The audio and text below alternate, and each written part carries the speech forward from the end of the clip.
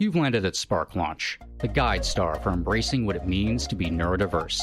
I'm Mike Cornell, joined by CEO of Spark Launch, Chaya. Here, we navigate mental health triumphs and tribulations from all across the spectrum, charting a course through the shared experiences that unite us, and discovering how to embody the unique strengths within neurodivergent and neurotypical alike, igniting your spark and launching it into a better tomorrow.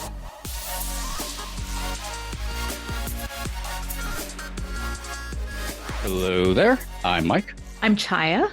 Welcome to the season finale of Season 1 of Spark Launch. It's been a really fun ride with you all, and to bring the season to a close and everything we've kind of discussed, I think we have the perfect guest for that. I want to welcome onto the show Dr. Jeff Karp, a distinguished biomedical engineer, professor at Harvard Medical School and MIT, and a pioneering advocate for neurodiversity and innovative education. With a PhD in biomedical engineering from the University of Toronto, he has developed groundbreaking medical technologies, and his unique journey is shaped by his personal experiences with ADHD and hyperfocus, informing his commitment to empowering individuals through understanding and embracing their unique strengths. With over 175 papers published and over 100 patents, he has authored Life Ignition Tools and is a fellow of the National Academy of Inventors, inspiring audiences to rekindle their aliveness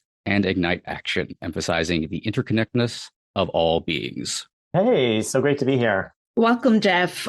Just listening to your accomplishments, my jaw dropped.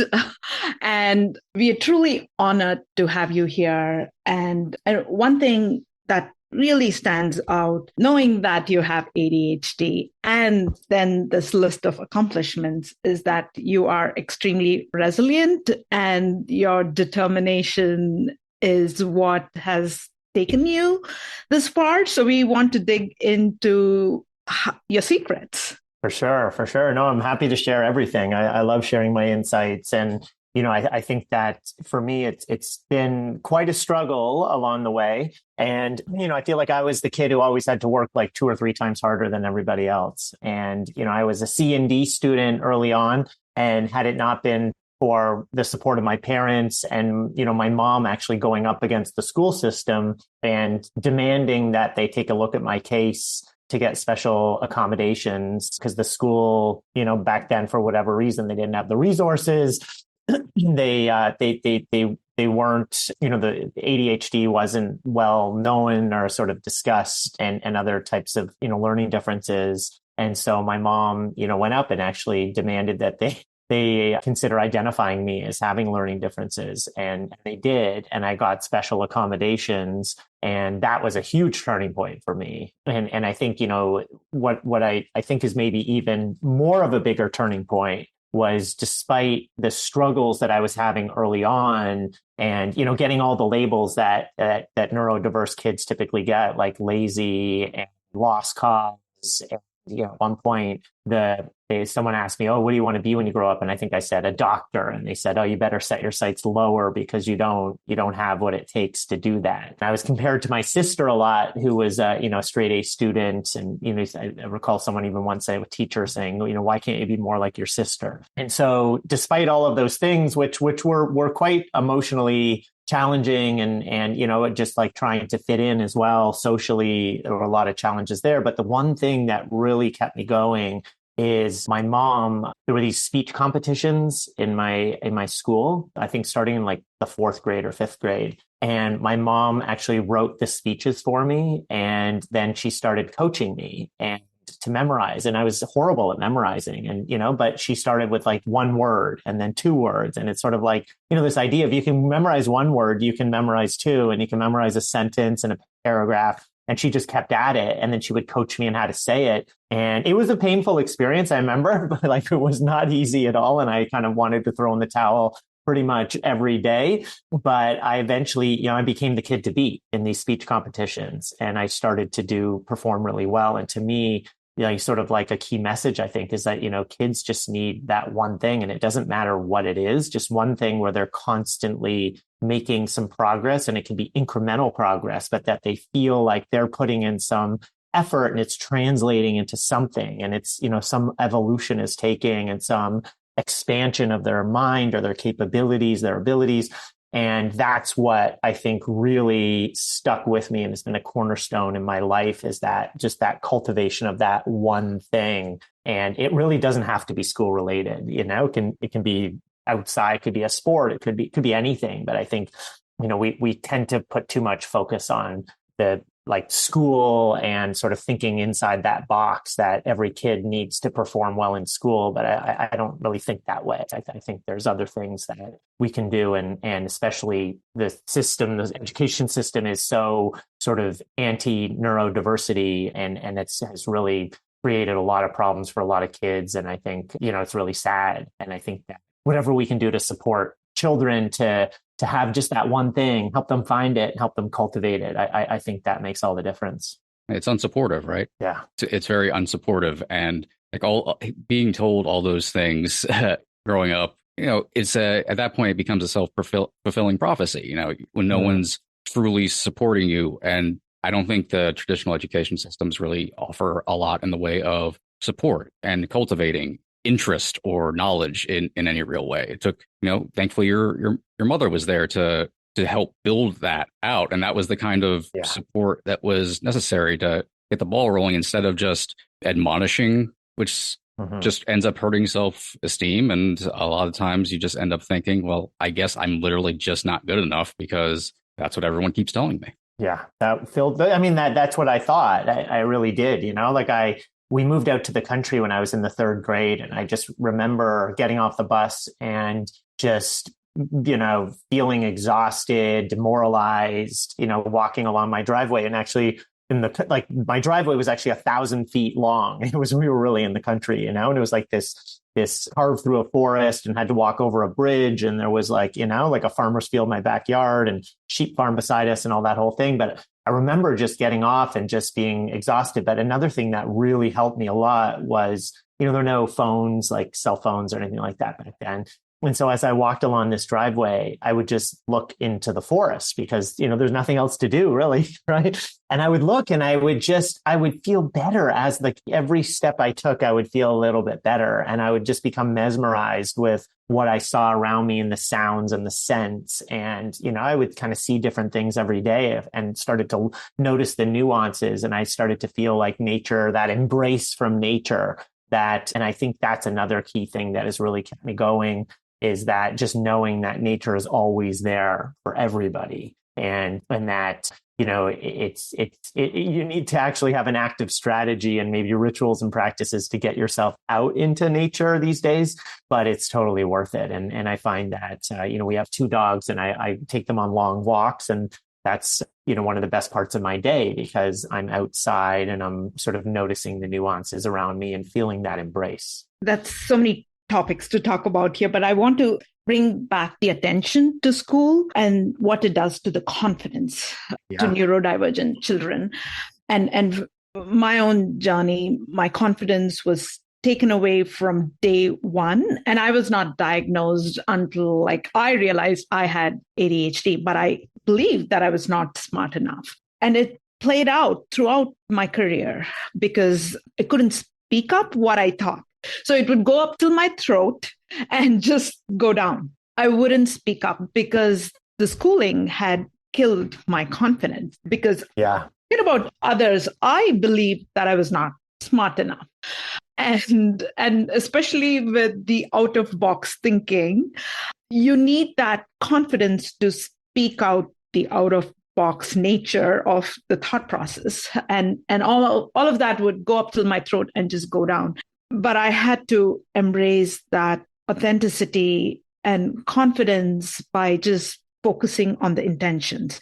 If my intentions are pure, then I'm going to speak up. Yeah. Right. So with what your mother was for you, I think we need to be that for the children. They might not be our own children, but however we can do that, build that confidence in them, it's going to make a big difference as they grow up. What you said just totally relates. I think, the other part of this, there's all these struggles depending on, the aspects of neurodiversity and, I think, and then what happens is that it gets misinterpreted, right? So it gets misinterpreted as being that you're lazy, you're not working hard enough. But the reality is that you're actually working harder than everybody else because you're sitting there trying to figure out the world 24/7. Like you're trying to interpret the cues and you're trying to do pattern recognition and what people are saying in different situations. And you're actively trying to code your own brain to get yourself out of this and just to be like everybody else. And then you start getting these labels like you're lazy and, you need to do this and that and this and that. And it just becomes so overwhelming. It creates a cycle of self-shame because people around you are shaming you. And it just becomes a lot to deal with. And I think a lot of kids, it's just so sad, right? Because they as adults, it's hard enough to deal with these things. As kids, it's even harder because of just the social pressures to fit in and just the lack of tools, that you have as children. And that's one of the reasons I'm actually really excited about the artificial intelligence or augmented intelligence, however you want to refer to it, but like just the ability to have more personalized approaches to be able to tap into what kids are really experiencing and where they're making their efforts and what really interests them and where they're at a particular moment, and then experimenting with strategies that can be personalized so that can help find like what works for that child in that moment. And then when it stops working, be able to, so I'm just really excited about what the innovations that are happening in education right now. Yeah, me too. I don't think we were here before that, right? It's only with AI coming into the picture, we are able to talk about this because really, to have personalized information is challenging in a regular school system. So it's taught for the general public, right? And we are the outliers, but important to consider the neurodivergent community in the current school system. Yeah. I mean, there's so many things, right? Like that, just like one thing that I noticed today. So I've been using like ChatGPT and Gemini and just like experimenting with them and everything. And I find that I really think these are tools that can help people who are neurodiverse in just incredible ways. And, one of the things that I do is like, I'll say, I could ask it like, okay, list 5 things that are, could even just be like, what are the top 10 challenges that people with ADHD face, right? And it gives you a list. And I just sort of am thinking about it. And then, but my mind will focus on one thing, right? Like at the end, I'm only thinking about one and I can't hear the other ones. So then I can say to it, okay, say it again, but change the order. Right. And it's sort of like when it changes the order, it kind of puts my brain into this higher energy state. And then I can pay more attention to some of the others. And, it's like there's all these little tricks that we can do to better learn and to recall and, store information and sort of work with it. And so I really find that I'm just really excited about the whole space of AI for people with neurodiversity in terms of being and even writing. Like I find like writing, it's so hard for me to write like a first draft, but I sort of have ideas. It's like there's like and this could be, I don't know if it's ADHD or other aspects of learning differences that I have, but like I find like I have sort of thoughts in my mind, but I can't get them onto the paper, and so but I know when I get there that it's where I want it to be. And so it's like I can just have this conversation and be so, iterate over and over and over again. Once I'm much better, I think, at looking at something that's written than writing something from scratch. So It's been really helpful for me in that regard too. You had talked about the power of question. And so that's the only way I've ever learned in my life. And with ChatGPT, I'm constantly talking to it because nobody else, no other human being can keep up to the questions that I have. And when it answers, I'll have like 10 more questions. So it's amazing. It's incredible.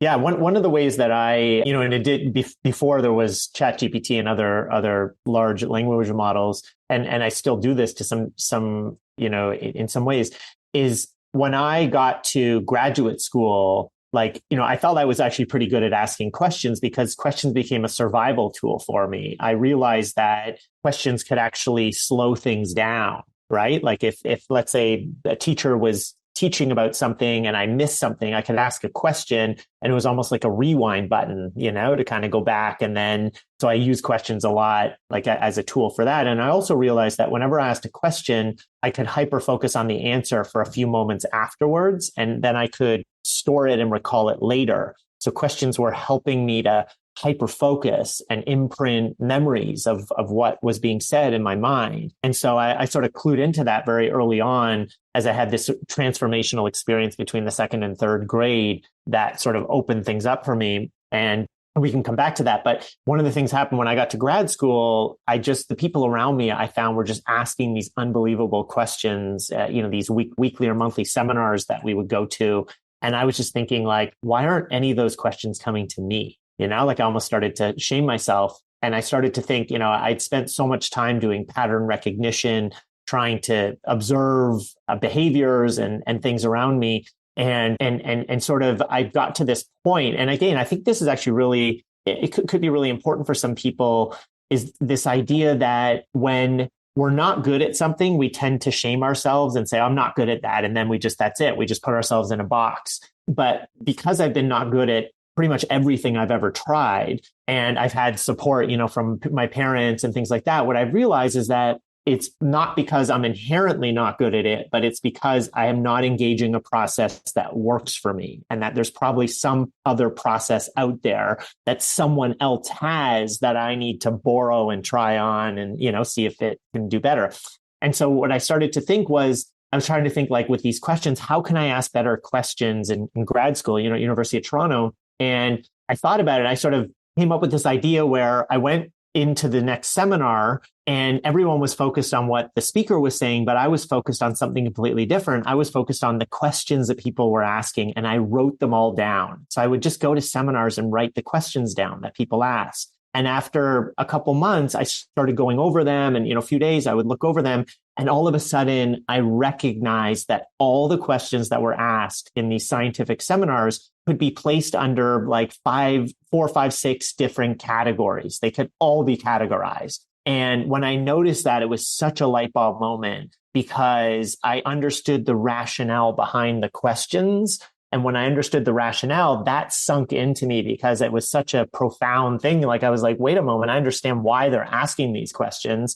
And when I understood the why, the questions they were asking started to come to me. And so I think that really simple tool of sort of waking up one day, could be tomorrow, right? Or today, and going through the day and sort of just listening to the questions that people around you ask, and then write them down and sort of take a look at them later on. And I think you'll find questions that you don't ask, but you want to ask because you like them.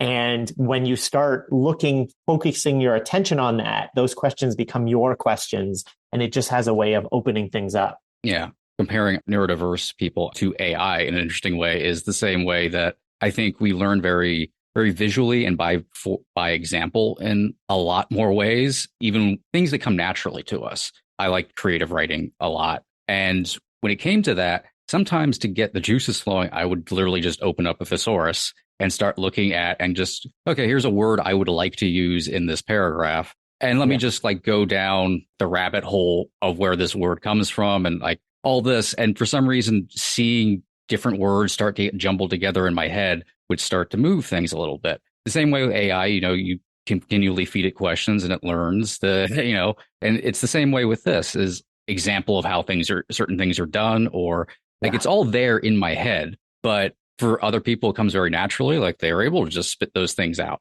I need a little bit of like a motor going for it. I need to be able to picture it and visualize like almost myself saying it to understand what the purpose of it is. Yeah. And I think what you're saying there is so profound and so important, because it's like, I think a big part of it is people who are neurodiverse, especially, have difficulty in general getting in touch with what works for them and what is not working for them. Right. And so when you start focusing your attention on that and you start to realize that you start trying things on and experimenting, and you start to realize sort of like, where is your brain sort of most activated and most excited and most sort of, where it's the gears start turning the fastest. If you can figure that out, even just in a small way, you can use that for everything. And it's like this,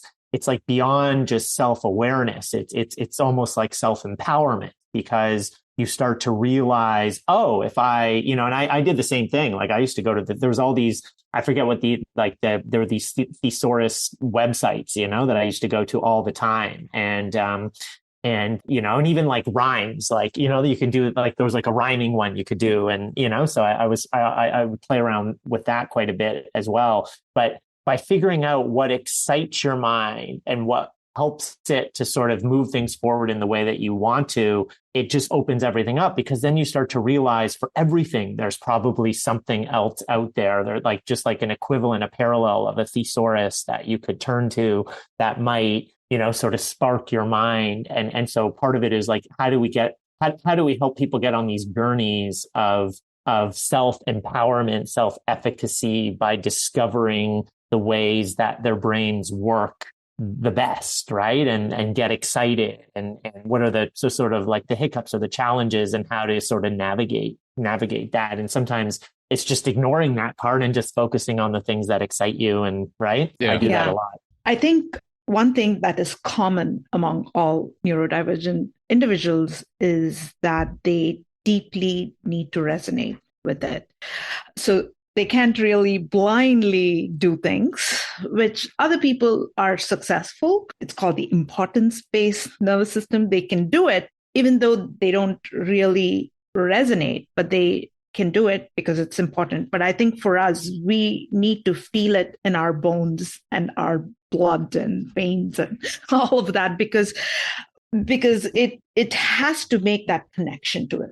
And that's the frontal lobe. I'm thinking that is what they're cleaning about. I think in the science world, maybe you can explain better. It's that connection to the frontal lobe. Once we get that why are we doing it? Why do I need to study? Why do I need to get good grades? And once we get that why, we'll show up. But we need to understand that. Yeah. And I think that that again it's so important, that point, because I think that a lot of the education system is about, in many, I don't know, just as I see it, it's like, how do we force ourselves to do something we're not excited to do, right? And when you do that, you're not like activating your mind and getting all these positive neurotransmitters. You're actually creating this like cycle in your mind of sort of just turning things off and being frustrated, and it sort of the world starts to get smaller, when that's all you do. And I think that and that's why I would sort of go back to that one thing. If we all need that one, hopefully it's more than one, but it doesn't need to be, it could be just one thing. And when we find that one thing that just lights us up, and that we're really, the thing, and one of the ways we can sort of figure it out, and I almost think of like a metal detector kind of, like analogy, is what are the things that we hyper focus on, right? Like we can just kind of go through our day and try to develop an awareness of like what are the things that either just excite us, or what are the things that we find we're just so zoned in, like we can't hear other people talking to us, And my daughter, for example, was diagnosed with ADHD a few years ago. And there's, so many times when she's doing something and I'm talking to her and I know there's nothing getting through, like she's just so hyper focused. And so it's sort of like, okay, well, what are the things that really excite us? What are the things that we find that we hyper focus on throughout the day? And that can give us clues and cues, for maybe some of the interests that we might want to pursue that can become our passions. And I think that's a big thing about, we talk about in the neurodiversity community about finding superpowers. And I think that's a big part of it, is that once you sort of can connect with what you naturally hyper focus on, what naturally excite you, and that you don't have to force, that's to me where the magic starts to happen. And if we got to find ways to cultivate that. And it's so individualistic, right? So your interest is so different from what your daughter's is. And as parents, and it's so important not to push our interests over to them, especially with neurodivergent children. Oh my God, huge. That point is so big because I think that, parenting is so difficult because I don't know, just speaking from my own personal experience, because, I'm on my own self evolution and I'm going through my own struggles. And I think, ego is sort of like I see as like a pendulum is kind of, coming in and out, of the situation. And I think that it's the tendency, I think, is to be so wrapped up in your own struggles. Speaking as someone with ADHD and other learning differences, that when, let's say, I try to parent, I'm not always putting myself in my daughter's shoes. I'm not always seeing things from her side. I find I'm sometimes saying things to her that people said to me that were not the best things to say. You know what I mean? Like, it's sort of like, it's really hard.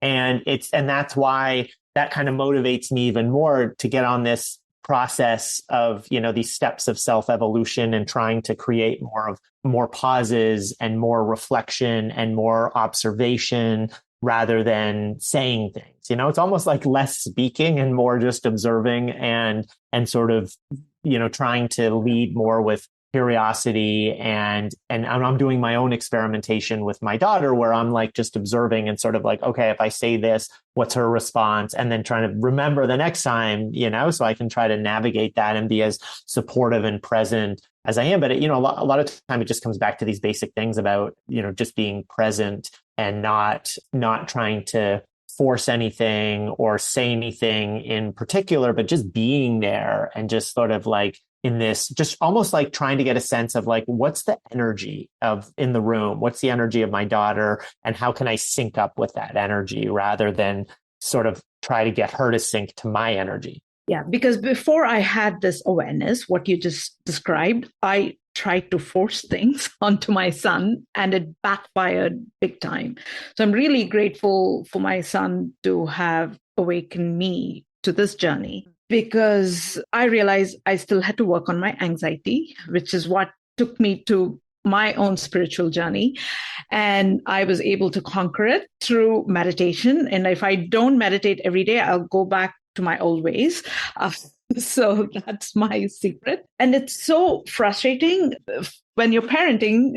I mean, this is talking about the old me, not the new me, but is because you have the answers. You're a grown up. You figured out a lot of things and you just want them to figure it out too. And you want to save the trouble of them making mistakes.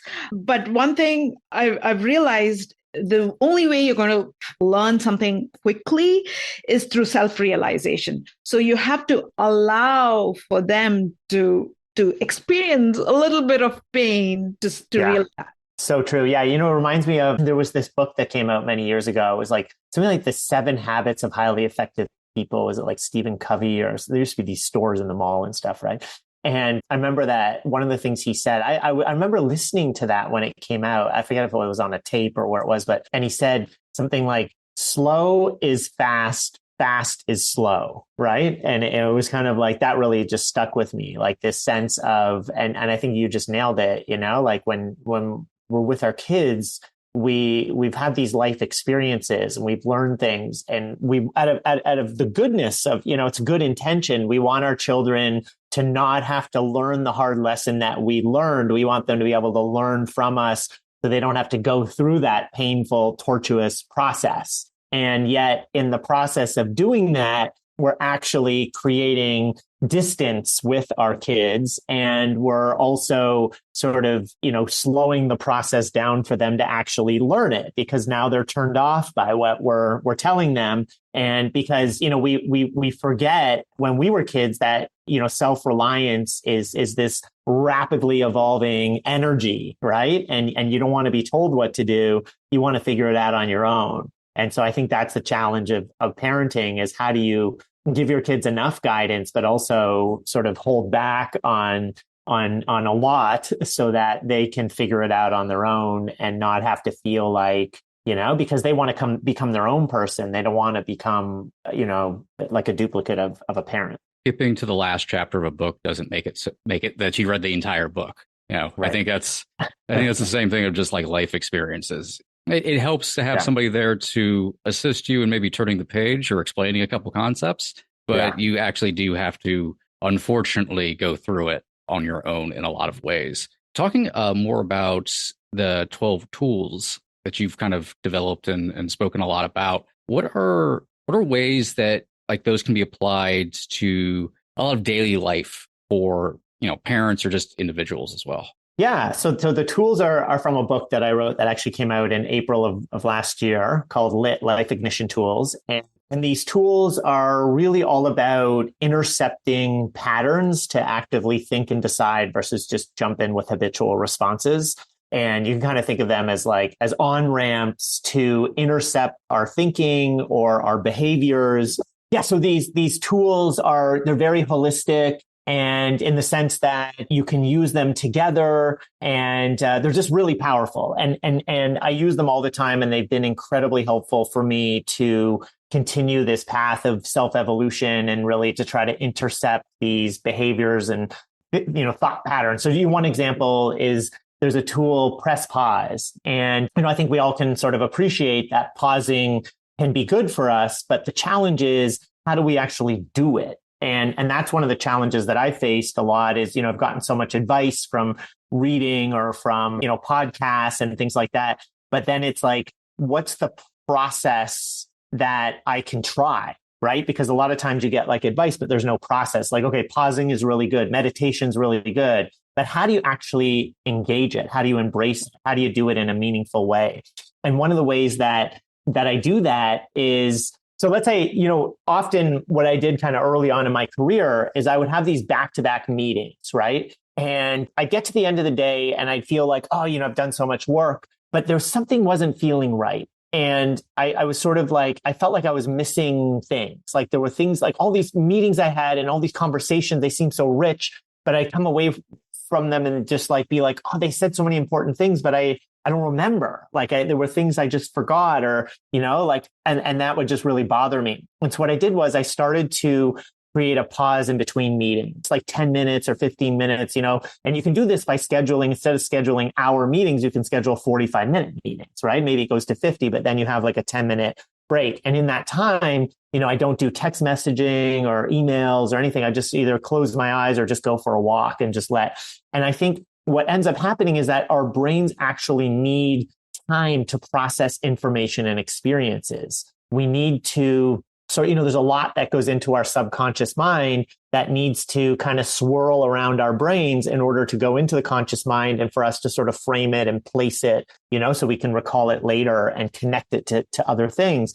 And what I started to realize is that when I actually did those pauses, I would remember, I'd be like, oh my gosh, someone I met like 2-3 months ago said this is very similar or, synchronizes with what that person I just met with said. Maybe we should all get together, and then I would set up that meeting and we'd get together and it would lead to something really great. And that would never have happened had I not pressed pause. Right. And so to me, it's sort of like to me, the process is finding a way to pause where it connects with something that actually is meaningful. Something good happens because you pause. And when you do that and that happens, you have this immediate appreciation for the pause and you immediately are incentivized to find other places in your life to incorporate that pause. And so it's really just about, like, for example, I did this like yesterday where it was like, okay, whatever I was doing, I was like, okay, I'm going to go on to Instagram or whatever it is. And I was like, okay, well, let me just pause and see what comes through. Right. And I was like, I don't really want to, but like, cause I feel this pull of like, social media and going on. And I paused and then I just sort of sat there and I just, I was with the dogs. And then a thought came in my mind that was really interesting, and I wrote it down and it sort of led to something else that I did later in the day. And it's like, had I not paused, that thought wouldn't have came through. And so to me, pressing pause it's not just about pausing. It's about finding a way to pause in your day just for a few moments here or there and and connecting it with something that actually is positive for you, right? So it actually, maybe it's just like you feel a sense of calm, a sense of clarity. Maybe some thought comes through. Maybe you make a connection you wouldn't have made, but sort of really tuning into that and realizing how important it is. And once you do that, it becomes much more easy to incorporate in your life because you have a rationale that, that it benefits you. The way I see that is creating boundaries. We need to disconnect from our previous interaction. After all, we are all energy bodies. And I think neurodivergent individuals have a hard time with boundaries. It's a learned skill for me. And so we have to consciously disconnect. And that's the pause. That's how I'm connecting with what you're saying. And I need to do that. Even after our podcast recording, before I get on to my next thing, I need to flush out the energies. It's a wonderful conversation, but then I don't want to carry this over on to the next thing. So that's the pause. And I can even do like a quick 30-second meditation to just ground myself and just put all the energies onto Mother Earth, however we want to do it, right? Or go out for a walk. Yeah. I mean, there's so many ways. And the thing is, I sort of put a lot of thought into this. And to me, I've tried a lot of types of meditation. A lot of them don't work. I did find one that worked quite well for me called transcendental meditation, where it's like one word and a mantra, and you repeat it over and over in your mind and just sort of become aware of the thoughts that come in, and that you get distracted from the mantra and then you come back to it. And that's like really interesting, because every time you're able to come back to it, it's like a bicep curl, for your brain. But the one thing that really sort of strikes me is that it's really tough hearing other people talk about, let's say, meditation or mindfulness in their lives and how useful it's been when it hasn't been useful for you. And so you kind of, in some ways, it almost like invokes the self-shame. And just sort of speaking from personal experience, it's like, oh, why hasn't this worked for me? Why is this so challenging? Why is this, what's the problem kind of thing? And to me, again, it's like, it always comes back to, okay, what's this really simple, actionable step that I can take where I can just experiment a little and get some feedback. And I think, to me, often that's what's missing from my perspective out there in a lot of the sort of tools. I think there's all these amazing tools, but we need the tools just to be a little bit more actionable in terms of like, what's something really short that I can practice. And even when, usually in mindfulness, we say, okay, focus on the breath, right? Or it's that, just feel it or whatever. And to me, that's even like, just personally, that could work with a lot of people. But for me, that didn't work, because it was just sort of like, I don't know, it just didn't seem. But then when it was like, okay, focus on the breath and focus on the thoughts in your mind and just notice how they change and how your focus on your breath leaves and comes back. And like, then that becomes kind of starts to get a little interesting, right? Like it's almost like a game. And then when you start connecting it to a benefit or something positive in your life, like you're able, like, for example, one of the ways I've used meditation is for transitions, because I realize that when I'm working, often I'm in a very hyper-focused state. I'm in flow. And if I then have a social situation, go do something with my family, my brain is still in work mode. It's still in hyper focus mode. I can't social like this, I'm not receptive to social cues. I'm not really flowing and have the right energetics, And I find that often I will need, if I'm doing some intense work, I'll need a period where I just am doing nothing and letting my brain sort of get into this transition mode. And something that actually helped me a lot is breath work. And in particular, and again, it wasn't just breathing, it was actually putting a ton of effort into the breathing. So I did these breathing exercises where when you inhale, you're going for it, right? It's almost like you're at the gym and you're lifting weights. Like, that's how I feel like when you put that energy into breath work and you get into this rhythm, it just has this unbelievable ability to just calm the body really quickly. But it's not about just breathing and noticing your breath. It's about, for me at least, like really aggressively breathing in, breathing it all out, breathing in and getting into this rhythm. And when I did that, every time I do that, it's like a light switch. I think when you breathe out, you're just releasing all that energies that are held in your body, right? It needs to leave your body. And meditation can be anything for anybody. And this is where we have to detach from the methodologies that's working and personalize it. Personalization is the only way that works for neurodivergent Individuals, Yeah. we need to understand what works for us. Is it going for a run, going for a walk, or breathing? Or I do heart chakra meditation. For me, it's all about the chakras and the energies. So if we detach from the methodologies, it's good to be aware of them, but then you know we need to personalize it for what works for us. Yeah, no, absolutely. And yeah, and have these, kind of short actionable steps and really focus on the changes, like when I, let's say I do the breath work, like I really notice, like I could be, my mind is all over the place. Then all of a sudden I'm calm, like almost I'm about to go to bed. You know what I mean? Like when I have that much of a dramatic change, like it's so noticeable and it's just like, wow, like, and I got there in 3 minutes, it's like, that's incredible. And then I think one of the challenges though is like, even once you experience that, the other major challenge, at least for me, it's sort of like the shoulds, right? Like, oh, I should do this multiple times a day. I haven't done this in a while. Why haven't I done this in a while? It really benefits me, and you get into this cycle of shame that is hard to get out of. And to me, that's where one of the tools I've been using a lot recently is what I refer to as the pendulum lifestyle, essentially, or, pendulum theory, which is to really picture things on a pendulum. And so almost everything, right? And so you can imagine sort of swinging back and forth. And so let's say in the context of breath work, there's going to be times where I'm going to be really into it and it's going to be really helpful. And there's going to be times when I'm not going to be into it, and when I'm not into it, I may want to go back into it, but it's sort of recognizing where I am on the pendulum and then thinking what's one step I can just move it a little bit towards that direction versus trying to swing it all the way over. So if I'm not doing the breath work and I want to be doing it, it's very easy to think, okay, how do I get to do it 3 times a day, right? Or 5 times a day, like how can I get there?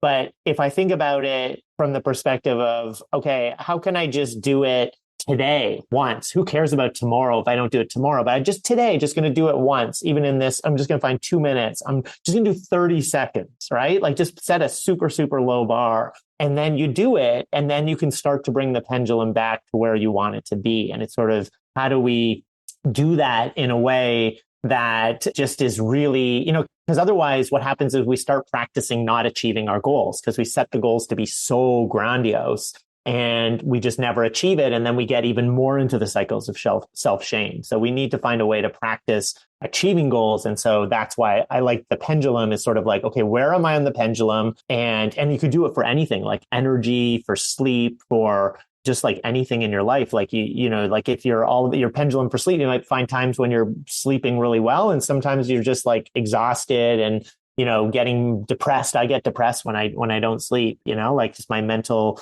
state just starts to decline really fast. And so when I tune into that, it's like, okay, what's the one step? Okay, maybe I can just not look at my screen 30 minutes before bed, or maybe I can, put on some soft music before I go to bed. Or maybe, one of the things I've been doing, actually, one of the tools that works incredibly well for me is I visualize myself standing as a tiny creature, like a tiny version of myself standing on the back of creatures in nature. So for example, like I'll stand on the back of like a bumblebee, right? And as my head's on the pillow, I'm like lying there because otherwise my brain's ruminating. It's going all over the place. What are the emails that I forgot to send, the people who haven't responded to me, the deadlines that I'm not close to hit, all these things I'm thinking about, relationship issues, whatever it is.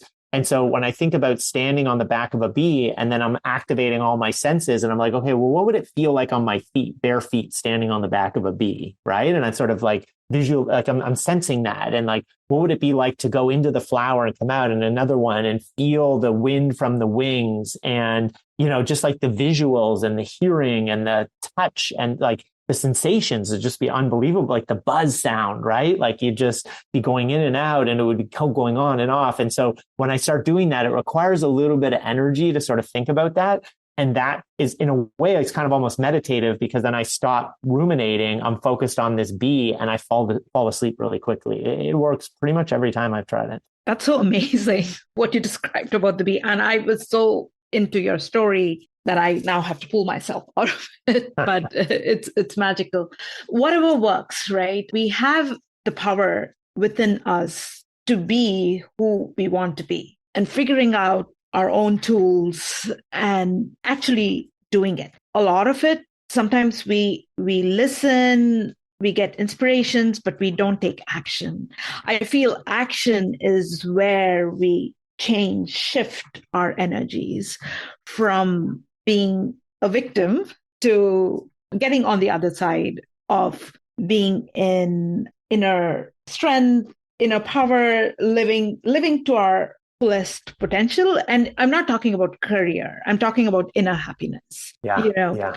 I mean, the world is so externally focused, like humans are very externally focused just in terms of like, oh, the deadlines and the projects and the perfection and the, it's just kind of everything, the promotions and the financials. And, it's like we're all so focused on, and when we lose sight of the sort of the beauty of life, right? And the fact that, there's so many things about our biology that can be just like awe striking, right? Like it's like, how is it that, that it just like, how can our DNA create these three-dimensional structures and get our organs and tissues and all the systems like, our bones and our blood vessels and nervous systems. And you know what I mean? Like we have all this, we don't have to think to breathe. We don't have to think to digest. We have all these unbelievable processes happening within us. And then when we go into nature, we feel this, like the data shows, we feel this sense of like calm, our heart rate goes down, our breath rate goes down, our blood pressure goes down, our sense of well-being goes up. Like we have this interconnectedness that's just there. And if we turn our attention to it, even just for a few moments every day to just recognize and even like one of the things I do to move in that direction, when I'm outside, I'll cycle through my senses. So I'll say sight and I just focus on sight and I'll look around me and I'll look at the texture of the bark on the trees. I'll look at the clouds and the shapes of the tops of the trees. Then I'll say sound and I'll hear the rustling of the wind, from in the leaves and other sounds. And then I'll say touch and I'll feel the clothing on my skin. I'll feel my heels hit the ground and I'm focusing on individual senses. And I found that when I do that, even just like a few times, I start to notice the nuances more. I start to notice that different trees have different, the trunks have different shapes and bulges and different textures of the bark. And and I start to notice the nuances around me and I start to connect with it. I'm not just observing, I'm actually connecting with it. And now as I walk around, I'm actually, my eyes are like glued for a few more moments to what I'm looking at, versus when we're on these screens, our eyes are constantly moving around, all these suggestions that are being and pings and all these things going on. Their tendency I found is when you go outside, your eyes are just kind of going all over the place or my head be down just ruminating.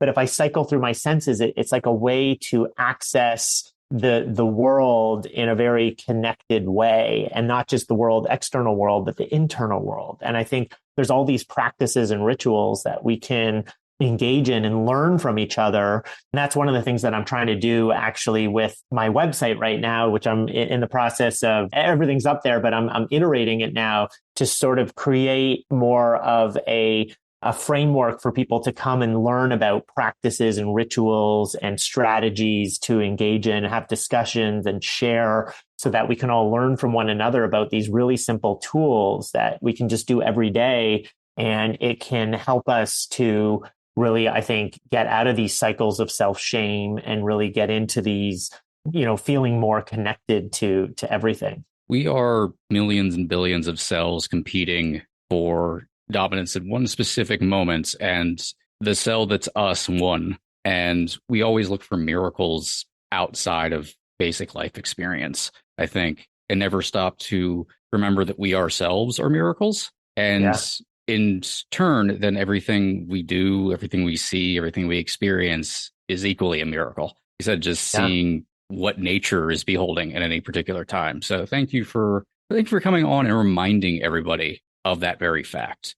There's so many facts like that, by the way. It's like, like majority of the major atoms in our body were created by stars, right? And so we have trillions of neutrinos and muons, these subatomic particles going through us. And they're going through our houses, by the way, every second. right? Like there's all these fascinating things, right? Like it's like the universe is expanding. What's it expanding into? It's like there's these wild concepts, these things that are real. Like they're like, and again, there's all these miracles happening around us. And I think that, at the individual level, it's a choice. If we choose to start to get on a path of recognizing them, I think that it just opens everything up, and it's really a path to liberation and a path to self-efficacy and a path to more fulfillment in life and more connection and just raising that baseline. And that's the path that I'm choosing, and I'm and trying to share with others as well. Yes, as I always say, there is significance in insignificance, and that's what I think is like the beauty of the universe. Yeah, that's great. I like that. Before we let you go, how can everybody find you, track down your book? My website is just my name, jeffkarp.com. And so you can go there. There's links to the book Lit, Life Ignition Tools.